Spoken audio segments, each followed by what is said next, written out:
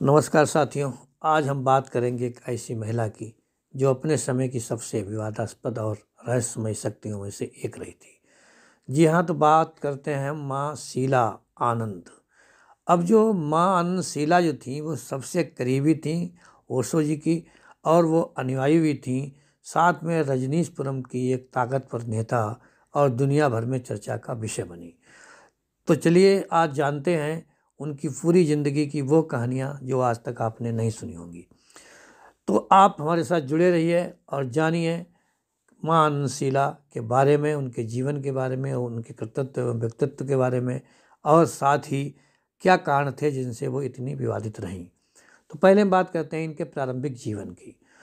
तो कहाँ हुआ था इनका जन्म, क्या थी शिक्षा। तो माँ आनंद शीला का असली नाम था शीला अम्बालाल पटेल। इनका जन्म 28 दिसंबर 1949 को गुजरात भारत में हुआ था। तो गुजरात की रहने वाली थी और पटेल समुदाय से इनका संबंध था। और ये 18 वर्ष की उम्र में ही अमेरिका चली गई और वहाँ से इन्होंने अपनी पढ़ाई की।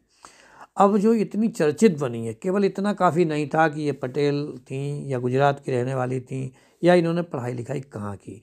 एक कहानी शुरू होती बाद में जिसमें इतने मोड़ आए हैं कि आपने उनकी कल्पना भी नहीं की होगी।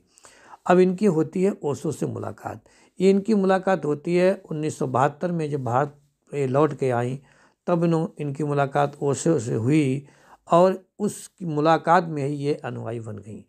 ओशो ने इन्हें नया नाम दिया माँ आनंद शीला, और जिसका अर्थ होता था आनंद में रहने वाली। तो ओशो की एक मुलाकात इतना असर कर गई कि जो शीला अम्बलाल पटेल थीं अब वो बन गई हैं माँ आनंद शीला। अब ओशो से मुलाकात के बाद में ये स्वामी महाराज जी की जो गतिविधियाँ थी उनमें संलग्न रहने लगीं और इन्होंने पूरी तरह से ओशो को अपना गुरु मान लिया। अब शुरुआत तो होती है आध्यात्म से, लेकिन कहानी कहाँ तक पहुँचती है इसके लिए आपको साथ रहना है, जुड़े रहना है। तो इन्होंने रजनीशपुरम की स्थापना की। तो ओशो को जो सपनों का शहर था, जिसके बारे में ओशो ने अपने जीवन में जितनी सच्चाइयाँ, जितनी हकीकत थी, वो सब ओशोपुरम को देख करके, रजनीशपुरम को देख करके हम जान सकते हैं। तो इन्होंने उसकी स्थापना की थी। 1981 में ओशो और उनके अनुयायियों ने अमेरिका के ओरेगन में 64,000 एकड़, अंदाज़ा लगाइए कि 64,000 एकड़ ज़मीन पर एक आश्रम बनाया, शहर बनाया, जिसे बाद में रजनीशपुरम का नाम दिया गया। तो अब जो इनका नगर बसा था, जो कि 64,000 किलोमीटर में जिसका फैलाव था, वहाँ की एक शक्तिशाली लीडर कौन बन गई। तो शीला जी जो हैं उस नगर की सबसे शक्तिशाली महिला बन गई और उन्होंने इसको आत्मनिर्भर शहर बनाने में बहुत बड़ी अपनी भूमिका निभाई। अब उसके बाद में यहीं से शुरुआत होती इनके नए जीवन की, और उस नए जीवन में इनके साथ कौन सा विवाद हुआ और कौन कौन सी शक्तियाँ इन्हें हासिल हुई, अब हम जानते हैं। तो स्थानीय लोगों में संघर्ष इनका शुरू होता है। सबसे पहला काम यही होता है, स्थानीय निवासियों के साथ ज़मीन और संसाधनों को लेकर विवाद हुआ, क्योंकि दूसरे देश में थी और वहाँ नया शहर बसाया गया था और उस शहर की कल्पना थी कि शहर आत्मनिर्भर हो, अर्थात इस शहर के बाद में पास में सारी शक्तियाँ हों और एक शहर आत्मनिर्भर शहर बन जाए। तो शीला ने रजनीशपुरम के आसपास के इलाकों पर राजनीतिक नियंत्रण पाने के लिए आक्रामक कदम उठाए। पहले तो नगर बना, फिर इन्होंने सोचा कि हमारा इस पर जो है पूरी तरह से कब्जा हो, अर्थात जो अड़ोस पड़ोस के लोग थे, जो वहाँ की और बस्ती थी, इस पर इन्होंने राजनीतिक नियंत्रण रखना चाहा। वहीं से विवादों की शुरुआत हो जाती है। अब एक साधारण महिला जब वो आश्रम रजनीशपुरम में अपना प्रवेश करती है, फिर उसके अंदर भी राजनीतिक महत्वाकांक्षाएँ जन्म लेती हैं, जो कि एक व्यक्ति के स्वभाव के लिए आवश्यक होता है। हर किसी में महत्वाकांक्षा जरूर जन्म लेती है। शीला ने आसपास का जो क्षेत्र था उस पर नियंत्रण पाने के लिए वहाँ के चुनाव में हस्तक्षेप किया और हजारों ऐसे लोग जो कि बेघर थे उनको ला करके वहाँ बसा दिया और उन्हें वोटर बनवा दिया। यहीं से शुरुआत होती है राजनीति की। अब इसके बाद में एक दूसरा था कि इन्होंने 1984 में क्या किया, एक जैविक हमला भी किया लोगों पर। ऐसा आरोप है कि इन्होंने रेस्टोरेंट्स में जो भोजन लोग करते थे उन पर वहाँ जहर मिलाया और इन्हें ही फिर अमेरिका का पहला जैविक हमला आतंकवादी बताया गया और ये पहला वहाँ का हमला था। सच्चाई क्या है ये तो आप बाद में जानेंगे। उसके बाद में ओशो और शीला का भी टकराव होता है। मज़ेदार बात थी कि जो अपना जीवन समर्पित कर चुकी थी महिला ओशो के लिए, रजनीशपुरम की स्थापना भी हो गई, राजनीतिक पहुंच की उसने अपनी सपने भी सजो लिए, इसके बावजूद इनका ओशो से विवाद हो गया। तो ओशो के विवाद का जो मुख्य कारण था कि जो ओशो फैसला लेते थे और ये उन पर जो है शीला उन पर ज़रूर ही नुक्ताचीनी करती थी, अर्थात उन्होंने उन पर सवाल उठाने शुरू कर दिए कि आपकी ये सही बात है, ये गलत बात है। फिर इसी के संबंध में शीला पर और भी आरोप लगे। उनमें एक सबसे बड़ा आरोप था फ़ोन टैपिंग का और उन सदस्यों की जासूसी करना जो ओशो के ज़्यादा करीब में रहते थे। ये सब होता रहा और धीरे धीरे मामला इतना बिगड़ गया कि 1985 में इस शीला को रजनीशपुरम छोड़ना पड़ा और वहाँ छोड़ करके वो यूरोप भाग गई। बात तो यहाँ शुरू होती है कि इन्होंने ये शिष्या बनी थी ओशो की, लेकिन इन्होंने ओशो के लोगों की जासूसी शुरू कर दी, ओशो के फ़ोन टैपिंग इन्होंने शुरू कर दी, जैसा कि इन पर आरोप लगाए गए। अब जब इन्होंने यूरोप छोड़ दिया, यूरोप पहुँच गई, रजनीशपुरम छोड़ दिया, तो फिर इसके बाद में इनको स्विट्ज़रलैंड में जो है गिरफ्तार भी कर लिया गया, क्योंकि इन पर आरोप पर्याप्त हो चुके थे। और जहाँ जब गिरफ्तारी हो जाती है तब इन पर जैविक हमले, धोखाधड़ी और अन्य कई अपराधों में इन पर आरोप लगा और अमेरिकी अदालत ने इन्हें 20 साल की सज़ा सुनाई। सज़ा बहुत थी इनकी, 20 साल की थी, लेकिन लगभग 40 महीने के बाद ही इनको रिहा कर दिया गया, छोड़ दिया। अब जब ये जेल से बाहर आती हैं तो इन्होंने क्या किया है, अपना जीवन फिर से शुरू किया और एक नर्सिंग होम चलाने लगी। नर्सिंग होम जब इनका चलने लगा तब उन्होंने उस समय कई इंटरव्यू दिए और उसके बाद में ये दोबारा फिर चर्चा में आ गई, क्योंकि एक जीवन जी चुकी थी, अब दूसरा जीवन इन्होंने जीना शुरू किया। अब हम सोचें कि शीला का ये विवादित जीवन कैसे बना, इनका व्यक्तित्व ही क्यों विवादित बन गया। इसके बारे में सबसे बड़ी सच्चाई यह है कि इन पे जो आरोप लगते थे और वो आरोप सही थे या गलत थे ये तो अदालत का काम था, लेकिन वो अपने को ओशो का भक्त तो मानती थी, लेकिन ओशो के कारण ही ये विवादित बन भी गई। फिर उन्होंने वहाँ पर एक किताब भी लिखी अपनी, जब जेल से रिहा होने के बाद में इन्होंने एक किताब लिखी थी, डू नॉट किल हिम और माई स्टोरी शीला। ये दो इनकी किताबें थीं।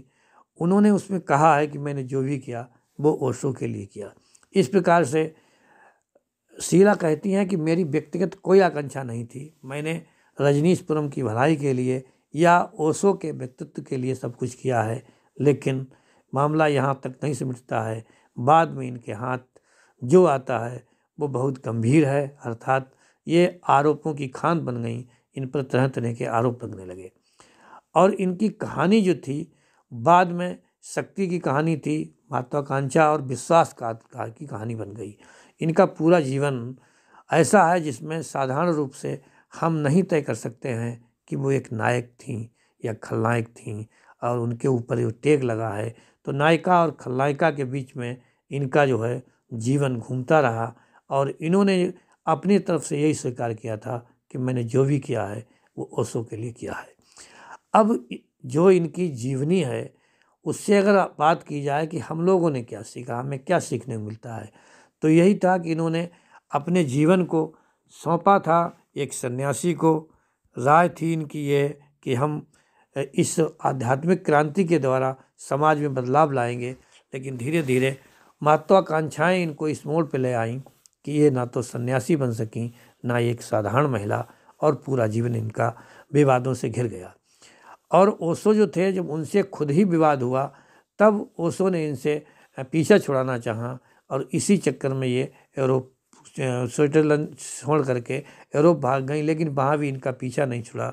सजाएं हुई, इन्होंने पुस्तकें लिखी, और आज भी अगर माना जाए तो ओशो की अगर नंबर 1 शिष्या की बात की जाए, अनुयायी की बात की जाए, तो ये जो है वो इनका ही नाम आता है।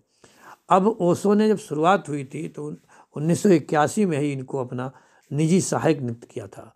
अब जब निजी सहायक नियुक्त किया तो निजी सहायक के पास में किसी भी कंपनी की किसी व्यक्ति की सारी जानकारियाँ होती हैं और उन्हीं जानकारियों के आधार पर इन्होंने जो किया वो इनकी महत्वाकांक्षा में बदलता चला गया। शीला सहयोगी भी रही, भागीदारी भी रही इन्होंने की थी ओशो के साथ में, लेकिन इनका जो है चरित्र संदिग्ध माना गया इसलिए कि इन्होंने ओशो की जासूसी की थी।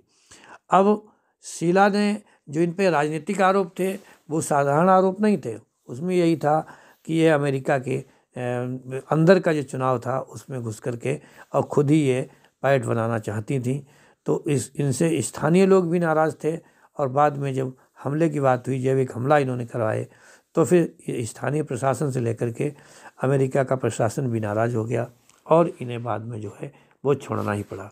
लेकिन इसके बाद में इनकी ज़िंदगी में नया मोड़ जब आया, जब ये ओशो की बातें छोड़ करके इन्होंने अपनी निजी ज़िंदगी में झाँका तो वहाँ इन्होंने पाया कि वो एक ऐसा जीवन जी रही थी जो किसी दूसरे के लिए था और इन्होंने फिर खुद का जीवन जीना शुरू कर दिया।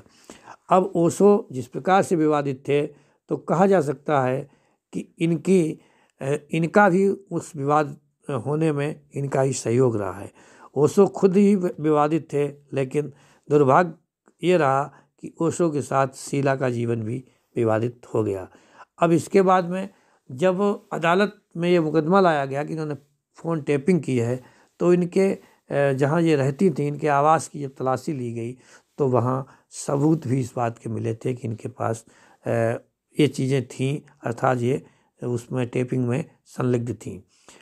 अब मुकदमा चला, सज़ा हुई, सब कुछ के अलावा इन पर एक वहाँ पर बहुत बड़ा एक जुर्माना भी लगाया गया था और उसमें इनको वो जुर्माना और सज़ा दोनों ही देने पड़े और एक जो है विवादित व्यक्ति बनकर के ही रह गई। अब वहाँ से जाने के बाद जब इन्होंने व्यक्तिगत जीवन की अगर इनकी बात करें तो शीला कभी भी अपना, जैसे ही वो ओशो के संपर्क में आई थी, उनका जो है कुछ भी नहीं पता लगा, उनका जीवन ही विवादित बन गया।